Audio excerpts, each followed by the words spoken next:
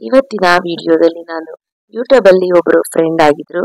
So ಅವರು ಅವ್ರ ತಂಗಿ ಮದ್ವೆಗೆ ಇನ್ವೈಟ್ ಮಾಡಿದ್ರು. ಹಾಗಾಗಿ ಅಲ್ಲಿ ಹೋಗಿದ್ದೆ. ಯಾರು ಏನು ಅಂತ ಹೇಳ್ತೀನಿ. ಅದಕ್ಕಿಂತ ಮುಂಚೆ ಒಂದು ಸ್ನಾಕ್ಸ್ ಅನ್ನ ತೋರಿಸ್ತೀನಿ, ಯಾವ ರೀತಿಯಾಗಿ ಮಾಡಬೇಕು ಅಂತ. ಅದನ್ನ ನೋಡ್ಕೊಂತ ಮಾಡ್ಕೊಂತ ಆರಾಮಾಗಿ ನೋಡಿ ಯಾರ ಫ್ರೆಂಡ್ ಮದ್ವೆ ಏನು ಎಲ್ಲಿ ಹೋಗಿದ್ದೀವಿ ಅಂತ, ಮತ್ತೆ ಯಾರ್ಯಾರು ಹೋಗಿದ್ದೀವಿ ಅಂತ ಸಹ ತಿಳಿಸ್ಕೊಡ್ತೀನಿ. ಮೊದಲಿಗೆ ನಾನಿಲ್ಲಿ ಬಾಳೆಕಾಯಿ ಮತ್ತು ಹೀರೆಕಾಯಿಯನ್ನ ತಗೊಂಡಿದ್ದೀನಿ. ಈ ರೀತಿಯಾಗಿ ಮೇಲಿನ ಸಿಪ್ಪೆಯನ್ನೆಲ್ಲ ತೆಗೆದ್ಬಿಟ್ಟು ಒಂದು ನೀರಿನಲ್ಲಿ ಹಾಕಿ ಇಟ್ಕೊಂಡಿದ್ದೀನಿ. ಬಾಳೆಕಾಯಿನ ಹೊರಗಡೆ ಬಿಟ್ಟರೆ ಕಪ್ಪಾಗುತ್ತೆ, ಹಾಗಾಗಿ ನೀರಿನಲ್ಲಿ ಹಾಕಿದ್ದೀನಿ.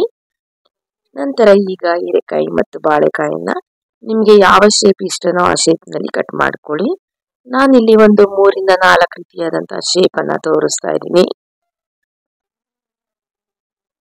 ಇನ್ನು ನಮ್ಮ ಚಾನಲ್ನಲ್ಲಿ ಸುಮಾರು ವೆರೈಟಿಯಾದಂತಹ ಕುಕಿಂಗ್ ವಿಡಿಯೋಸ್ಗಳನ್ನ ಅಪ್ಲೋಡ್ ಮಾಡಿದ್ದೀನಿ. ನೋಡಿ ಹೇಗಿದೆ ಕಮೆಂಟ್ ಮೂಲಕ ತಿಳಿಸಿ.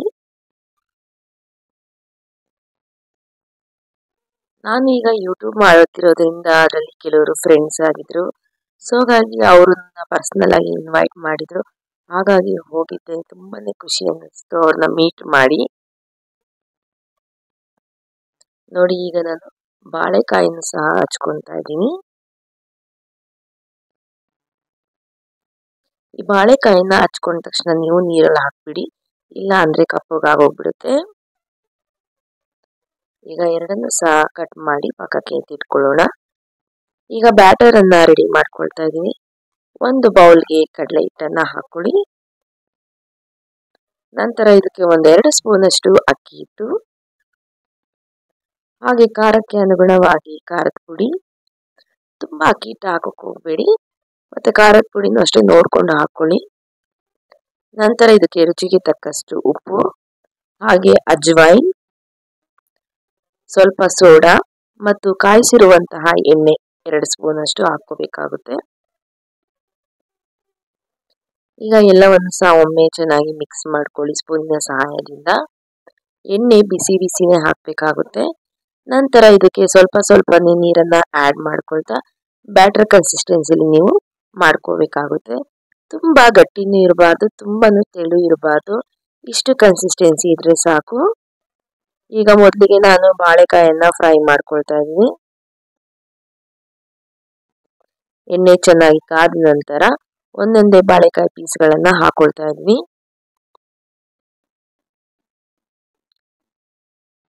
ಈಗ ಹಾಕಿ 2 ಸೈಡ್ ಸಹ ಚೆನ್ನಾಗಿ ಫ್ರೈ ಮಾಡ್ಕೊಳ್ಳಿ.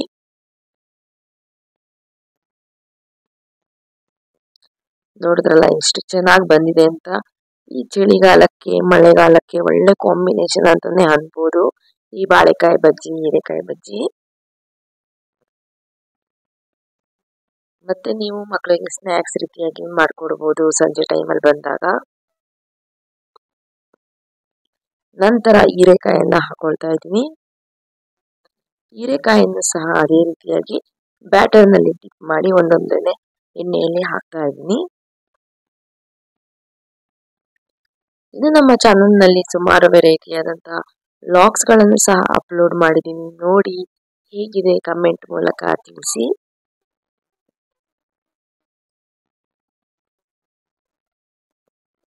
ಈಗ ನೋಡ್ತಾ ಇರ್ಬೋದು, ಇದನ್ನು ಸಹ 2 ಸೈಡ್ ಚೆನ್ನಾಗಿ ಫ್ರೈ ಮಾಡಿಕೊಂಡೆ.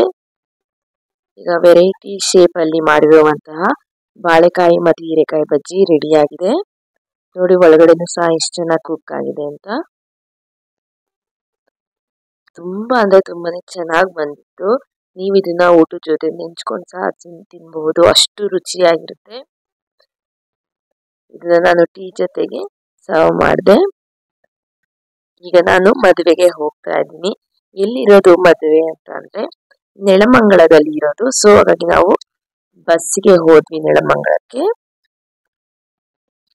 ಯಾಕೆಂದ್ರೆ ಅವರು ಪ್ರೀತಿಯಿಂದ ಇನ್ವೈಟ್ ಮಾಡಿದ್ರು. ಸೊ ಹಾಗಾಗಿ ಹೋಗದೆ ಇರೋದಕ್ಕೆ ಮನ್ಸಾಗ್ಲಿಲ್ಲ. ಹಾಗಾಗಿ ನಾನು ಒಬ್ಳೆ ಹೋಗೋದಕ್ಕೆ ಬೇಜಾರಾಯ್ತು. ಸೊ ಹಾಗಾಗಿ ನಮ್ಮ ಅಮ್ಮನ ಕರ್ಕೊಂಡು ಹೋಗ್ತಾ ಇದ್ದೀನಿ. ಅವರು ಫ್ಯಾಮಿಲಿ ಸಮೇತ ಬನ್ನಿ ಅಂದಿದ್ರು. ಸೊ ಹಾಗಾಗಿ ನಮ್ಮ ಹಸ್ಬೆಂಡ್ಗೆ ಸ್ವಲ್ಪ ವರ್ಕ್ ಇದ್ರಿಂದ ಅವರು ಬರೋದಕ್ಕಾಗ್ಲಿಲ್ಲ. ಈಗ ನೋಡ್ತಾ ಇರ್ಬೋದು, ಚೌಟ್ರಿ ಹತ್ರ ಬಂದು ಇಳ್ಕೊಂಡ್ವಿ.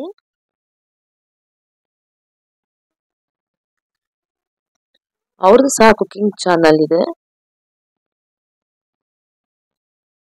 ಈಗ ನಾವು ಚೌಟ್ರಿ ಒಳಗಡೆ ಎಂಟ್ರಿ ಕೊಡ್ತಾ ಇದ್ದೀವಿ.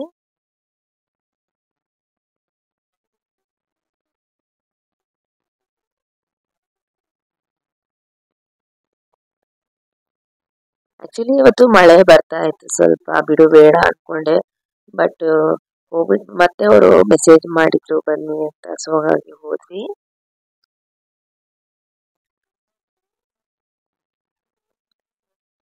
ನೋಡಿ, ಇದು ಚೌಟ್ರಿ ಒಳಗಡೆ ಎಂಟ್ರಿ ಕೊಟ್ಟಾಗ ಯಾವ ರೀತಿಯಾಗಿದೆ ಅಂತ. ಚೌಟ್ರಿ ನೇಮು ಶ್ರೀ ಗೋಪಿ ವೆಂಕಟೇಶ್ವರ ಕಲ್ಯಾಣ ಮಂಟಪ ಅಂತ. ಸೊ ಅಲ್ಲೇ ಮುಂದೆ ದೇವರ ಫೋಟೋ ಎಲ್ಲ ಇತ್ತು, ವಿಗ್ರಹಗಳು. ಅದ್ರ ಮುಂದೆ ಕೆಲವೊಂದು ಫೋಟೋಗಳನ್ನ ತಗೊಂಡ್ವಿ.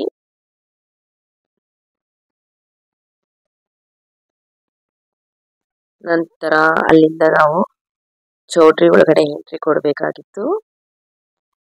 ಅಲ್ಲಿ ಎಂಟ್ರಿ ಕೊಡೋ ಟೈಮಲ್ಲಿ ನೋಡ್ತಾ ಇರ್ಬೋದು, ಇಲ್ಲಿ ವೆಂಕಟೇಶ್ವರನ ಫೋಟೋ ಇತ್ತು. ಅಲ್ಲಿ ಕೆಲವೊಂದು ಫೋಟೋಗಳನ್ನ ತಗೊಂಡ್ವಿ.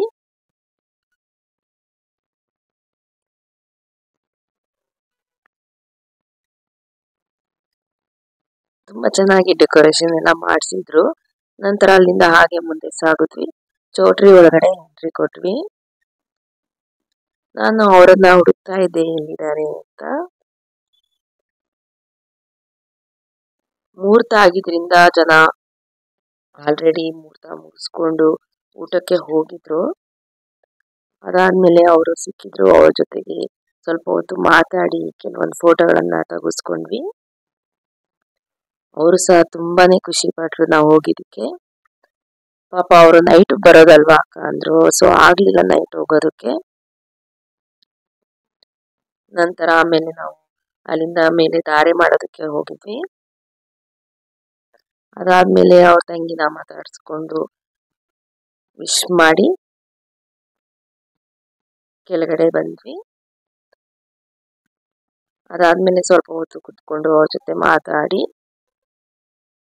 ನಂತರ ಊಟಕ್ಕೆ ಹೋದ್ವಿ.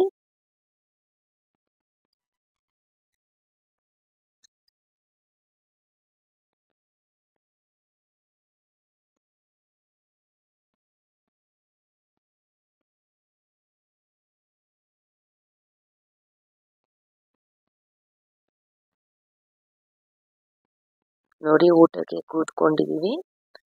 ಊಟ ಬಡಿಸೋದಕ್ಕೆ ವೆಯ್ಟ್ ಮಾಡ್ತಾ ಇದ್ವಿ. ಬೆಳಿಗ್ಗೆ ಮುಹೂರ್ತಕ್ಕೆ ಸ್ಪೆಷಲ್ ಅಂತಂದ್ರೆ ಮುದ್ದೆ ಮಾಡಿಸಿದ್ರು, ಅದೇ ಆಶ್ಚರ್ಯ ಅನ್ನಿಸ್ತು. ತುಂಬಾನೇ ಚೆನ್ನಾಗಿತ್ತು ಊಟ. ಮುದ್ದೆ ಮತ್ತು ಮೊಳಕೆ ಹುಳಿ ಸಾರು ಮಾಡಿಸಿದ್ರು. ಅದಾದ್ಮೇಲೆ ಪೂರಿ ಪಲ್ಯ ಎಲ್ಲ ವೆರೈಟಿ ಮಾಡಿಸಿದ್ರು. ಬಟ್ ನನಗೆ ಡಿಫ್ರೆಂಟ್ ಅನ್ಸಿದ್ದು ಮುದ್ದೆ ಮಾಡಿಸಿದ್ರು. ನಂತರ ಊಟ ಮುಗಿಸ್ಕೊಂಡು ಮತ್ತೆ ಅವ್ರಿಗೆ ಮಾತಾಡಿಸ್ಕೊಂಡು ಬಾಯ್ ಹೇಳಿ ಮನೆ ಕಡೆಗೆ ಹೊರಟ್ವಿ. ಅಲ್ಲಿ ಕೆಳಗಡೆ ಇಳಿದಾಗ ನಮ್ಗೆ ಐಸ್ ಕ್ರೀಮು ಮತ್ತು ಬೀಡಾ ಇತ್ತು. ಸೊ ಹಾಗಾಗಿ ಅದನ್ನ ತಿನ್ನೋಣ ಅಂತ ಹೋದ್ವಿ.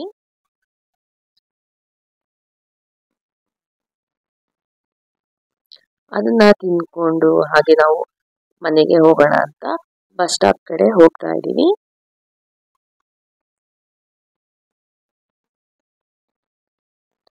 ಆಕ್ಚುಲಿ ಸ್ಯಾರಿ ಉಟ್ಕೊಂಡ್ ಬರೋಣ ಅನ್ಕೊಂಡಿದ್ದೆ, ಬಟ್ ಟ್ರಾವೆಲಿಂಗ್ ಎಲ್ಲ ತುಂಬಾ ಕಷ್ಟ ಆಗುತ್ತೆ ಅಂತ ಡ್ರೆಸ್ ಹಾಕೊಂಡ್ ಬಂದಿದ್ದು.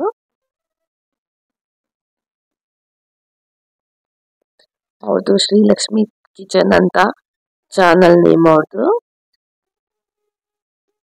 ಸೊ ಈ ರೀತಿಯಾಗಿ ನಮ್ಗೆ ಗೊತ್ತು ಗುರಿ ಏನಿರೋದಿಲ್ಲ, ಈ ರೀತಿಯಾಗಿ ಫ್ರೆಂಡ್ಸ್ ಆಗ್ತಾರೆ. ತುಂಬಾನೇ ಖುಷಿ ಅನ್ನಿಸ್ತು. ಒಂದು ಕುಕಿಂಗ್ ಚಾನಲ್ ಇಂದ ಅವರು ನನಗೆ ಫ್ರೆಂಡ್ ಆಗಿದ್ದು. ಬಟ್ ಅಕ್ಕ ಅಂತ ಪ್ರೀತಿಯಿಂದ ಕರೀತಾರೆ, ನನಗೆ ತುಂಬಾನೇ ಖುಷಿ ಅನ್ನಿಸ್ತು. ಹಾಗೆ ಅಲ್ಲಿಂದ ಬಸ್ ಇಟ್ಕೊಂಡು ನಮ್ಮ ಮನೆಗೆ ಹೊರಟ್ವಿ. ನೋಡಿದ್ರಲ್ಲ, ಇವತ್ತಿನ ವ್ಲಾಗ್ ಇಷ್ಟ ಆಯ್ತು ಅಂತ ಅನ್ಕೊಂತೀನಿ. ಇಷ್ಟ ಆಗಿದ್ರೆ ನೀವು ಸಹ ಬಜ್ಜಿನ ಟ್ರೈ ಮಾಡಿ, ಹೀಗೆ ಸಪೋರ್ಟ್ ಮಾಡಿ. Thank you.